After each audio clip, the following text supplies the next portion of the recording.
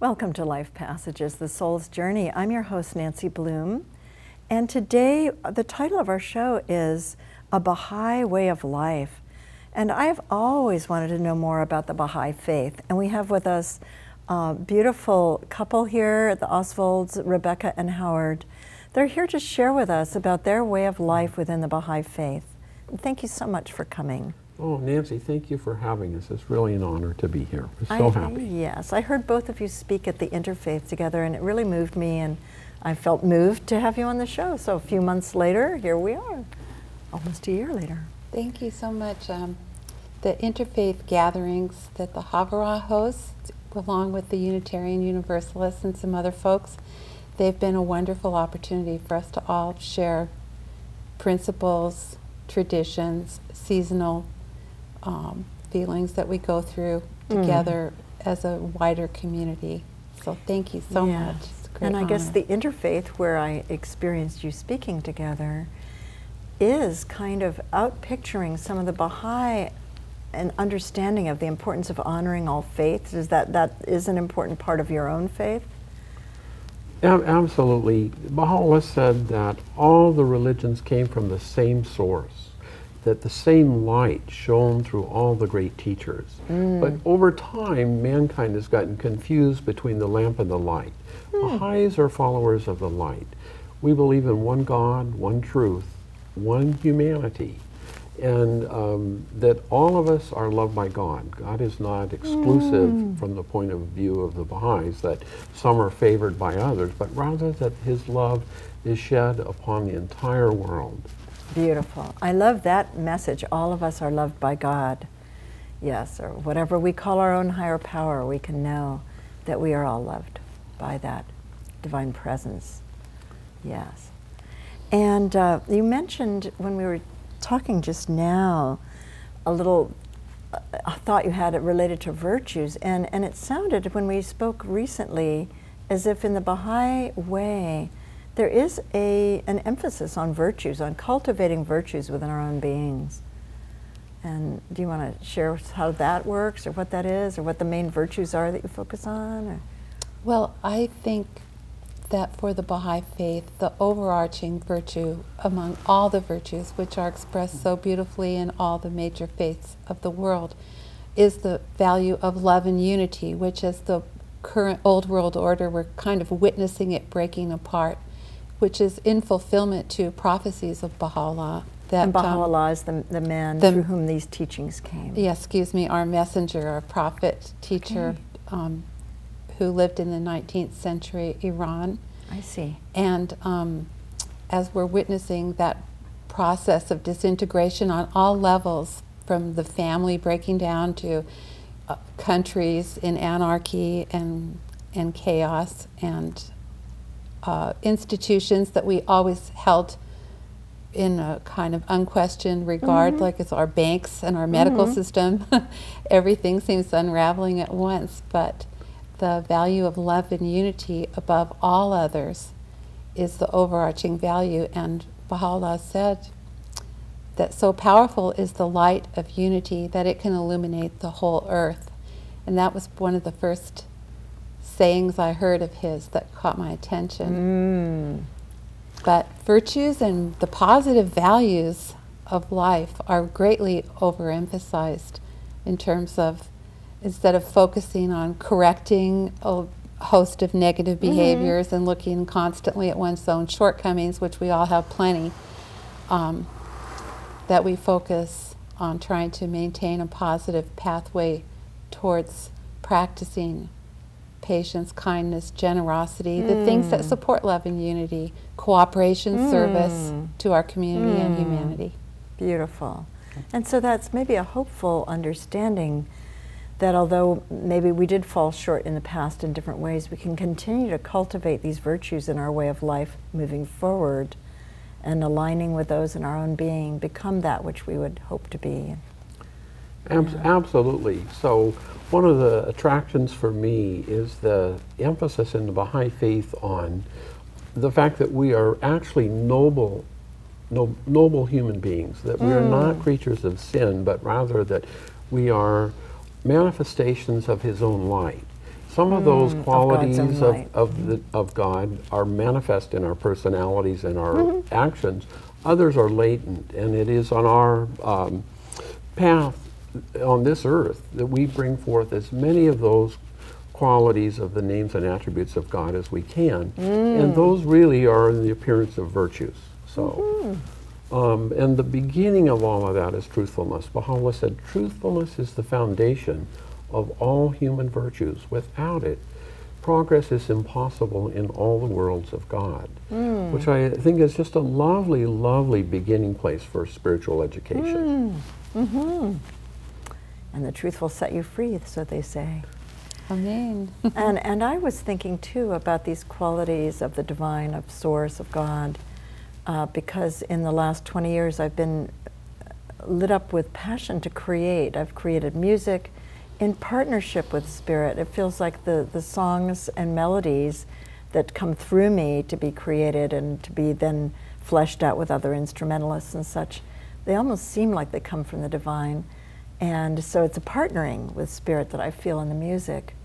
And I thought to myself, well, I was doing other things. I do healing work and counseling work and so on, and which I still do.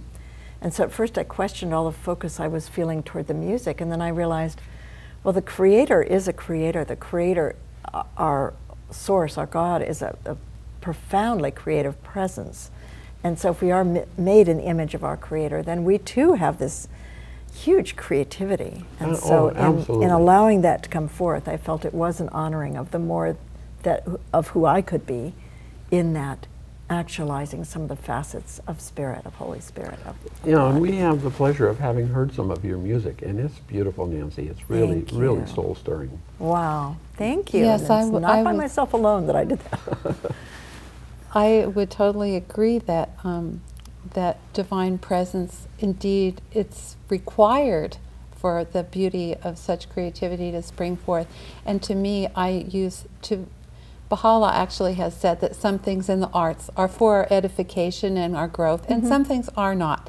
Yeah, Clearly, that's true. I think we've all been there, and we know for ourselves when something's taking us towards or away from the presence that we really all long to aspire to. But by their fruits you shall know them. And you brought a beautiful piece of music to a gathering that we had in the community, and it was so beautiful. It became like the music that I would listen to in the car for about the next 2 months. Wow. And it was just so beautiful. And there was one, I think it was a Native American chant or something, but I kept thinking to myself, I swear I hear Baha'u'llah in there. Baha'u'llah, Allahapa, Allahapa.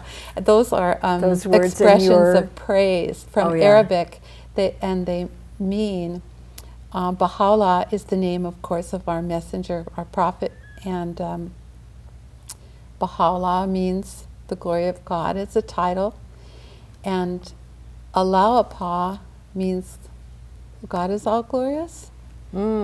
And so they're just kind of like different conjugations of the same Arabic words, but I swear I heard them in your in your music. So it was just kind of a divine synchronicity. That is. But yeah, some of the music, most of the music actually, the melodies that I hear, just they come to me from Spirit or from the earth or somewhere. Most of them don't come in English. They come in these of what Native American people call vocables. They're just sounds, or like the sounds that the wind or the rivers would sing. Then they say, in the Native American way, they say, no humans have the language to be these things. So they come in that language that I think is a pretty universal language. And you probably did hear those, syllables. Sections and syllables that were saying that. You know, there's a writing of Baha'u'llah on prayer in which he says, intone, O my servants, the verses of God as received by thee, as intoned by them who have drawn nigh unto him, that the beauty of thy melody may kindle thine own soul and attract the hearts of all men. And that's a kind of a universality of the ability of our voices in that musical and chanting way to attract Spirit. That's right. And anyone can do that. The chanting, the singing, it's in so many faiths. And even if we make it up to ourselves as we're washing dishes, we're moving our inner landscape. All the cells are enjoying that sound. And it is a very sacred and beautiful way to attune to spirit, to our own deeper nature, to our bodies. Beautiful. Yay. Wow, there's so much that I'd like to find out about the Baha'i Way.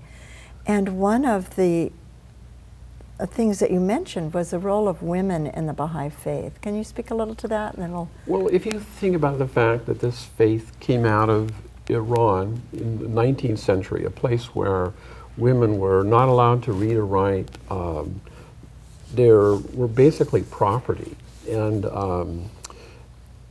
in this time, the equality of men and women were unequivocally declared at great, great peril by the founders of the Baha'i faith. And this is something that, as Baha'u'llah said, have always been equal in the sight of God, all through time. It's the misunderstandings of men and women that have caused this, caused us to go astray. So from age to age, Baha'u'llah says God renews his teachings on earth. So interestingly enough, in the birthing of this new religion, women have played an extraordinary role, a heroic role. The very first martyr of the women's movement was a woman by the name of Tahirih. She was called, sometimes referred to as Consolation of the Eyes. And she took off her veil in public. She fearlessly championed the rights of women. And for this, she suffered martyrdom. And her last words to her executioner were, "You may kill me as soon as you choose, but you will never stop the emancipation of women." Wow, that's powerful. Gives me shivers to hear that. It does me too. She was an incredible poetess too. She wrote beautifully, beautifully wonderful verses. Oh, I'd love to read those. And yeah, the Baha'i marriage, you're living a Baha'i marriage, you're both Baha'is and you're married, and your faith is an important part of your marriage. And so I'd love to hear about just the general understanding about marriage in the Baha'i way, and then how this journey is for both of you. Well, to me, the Baha'i faith is the core of our marriage, and it's the core of any other endeavor that we do. It has to inform and influence everything that emerges from it. And well, Baha'i marriage is like a marriage, a spiritual marriage, I think, in many traditions that, well, or not, it's considered equal, absolutely okay, equal. Considered equal in your partnership. That we're both subject to God and to being obedient. A Baha'i marriage is actually a very simple ceremony to be able to perform, insofar as there are really only two requirements for a Baha'i marriage. One is the consent of all four living parents. So if your parents are living, that may be an issue. But there is an overarching value to that, which is that unity, because as Baha'is, you know, our family becomes like our village. Our village is our nation, and our nation, well, Baha'u'llah said, the earth is but one country, and mankind is its citizens. So this kind of inclusivity and universality of principle, to be able to have cooperation, understanding, harmony in our views, it's all informed by that. And it's just those values of love and respect for each individual as a sacred unit of this piece of this great puzzle of our existence throughout passages of life. Abdul-Baha, Baha'u'llah's son, referred to a marriage as the man and woman as being two wings of one bird. Oh, so beautiful. if one wing is too strong, you fly in circles. So both wings need to be equally strong. The women bring certain attributes to the marriage which are certainly traditional feminine attributes, but including great spiritual perception, oftentimes greater than the spiritual perception of men. But that the marriage of the combination of male and female attributes is an ideal union in which all the attributes of God become reflected. And marriage is seen as a fortress for well-being. I love that term. The Baha'i marriage, for us, the life consists of, we like to begin our day with prayer and meditation. So we get up before dawn and we do that daily, and we pray for members of our friends and community that we know that are sick and so on, and it sort of centers us and grounds us. We remember God, and we try to call ourselves to account on a daily basis. Calling ourselves to account is not simply a process of what did I do wrong, but also what did I do right. Lovely. So in accounting, of course, there's both credits and debits. So you only look at the downside of yourself, you're really not giving yourself a fair shake. And Right. Baha'u'llah was so generous and so merciful and forgiving. This is the great day of God, in which God is the all-knowing, the all-wise, the all-merciful. Good to remember. It is for us the day of judgment, but it is not the day of justice, it is the day of mercy. Mercy for all mankind. So a great part of our life is this trying to promote this sense of the unity and oneness of mankind. Beautiful. That's a big part of what we do in our marriage, is dedicate ourselves to that.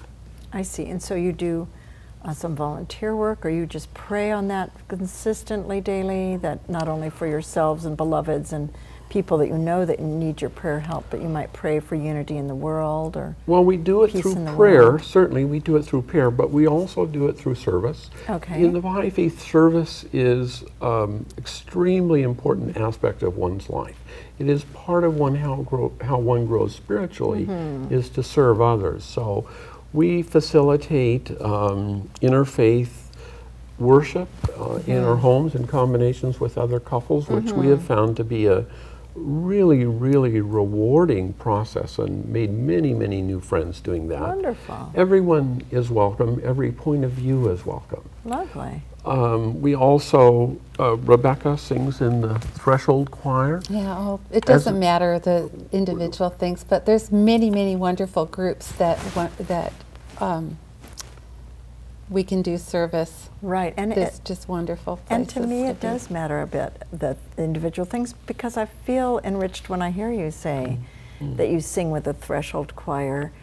Others may not know about the choir, but they did come and do an interview with me, and it's a beautiful, beautiful offering of singing for those that are dying. Do you want to explain a little more about it? And you do this as a volunteer. Yes, we all do it as volunteers, and I will be happy to put in a good word for the Threshold Singers, as we're now known, that we just go in small groups of like 3 or 4 women, and we sing songs from sacred tradition, or songs celebrating the journey to the earth, or just quiet hymns of peaceful passing for people on hospice, or sometimes just for people who are recovering or dealing with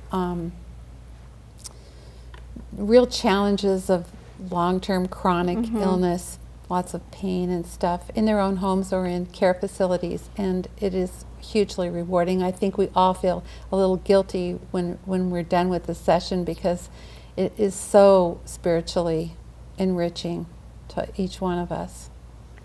And I felt so gifted when the small group, there were 4 of them, 4 women came and sang here on this set, and because I was the person receiving the singing, it was just transcendent and so fulfilling to be sung to in that way. Very healing. So I love that you're living your faith's principle of service. So a couple other things that we do as Baha'is worldwide is we have children's classes which teach spirituality to children of all backgrounds and all faiths. We have junior youth empowerment training groups, which my kids are very much involved in doing that. Our daughters are grown now, but they are facilitators and teachers. The point of view of junior youth empowerment training is that at this critical time of life, when kids are approaching adolescence, but their character's not yet quite formed, that they know that they're empowered to do good in the world. Beautiful. And maybe that gives them more a sense of who they are as a soul, that nobility you spoke of that's inherent in them, that they also can do good and make an impact. Absolutely. No matter what their circumstance. You want to tell them about the spiritual, the junior youth in Ashland? You had a thought. I don't have my finger on the pulse of everything that's going on, just even right here under my own nose, but I did want to say I never try to miss an opportunity to brag shamelessly about my beautiful stepdaughters, and I think they're living examples of the Baha'i teachings that they were raised on, and I wasn't really a part of their upbringing directly, so I feel free to go ahead and just say what I like about them. And it's the oldest, Katie, that you might remember from when she was just a baby. She was like 2 or 3 or something. But she has just given up a really, really lucrative, wonderful position that she's had for a number of years, working in D.C. to take a position as part of a Baha'i group, leading and helping organize other groups, mobilizing people to go into like ghettos, you know, neighborhoods, communities, and help create these kind of personnel structures where youth are empowered to begin working with junior youth, which are just kids just a bit younger than them, to help them get a hold of their own ideals and get a hold of their own journey and path right at the time when it's most critical. We're finding out that that's when it's most important to get kids. We can't wait till they're 15, 16 years old. You have to be there before when they're making all those decisions about who they're going to be in the world, and awaken them to their own innate spiritual powers and the opportunities for service.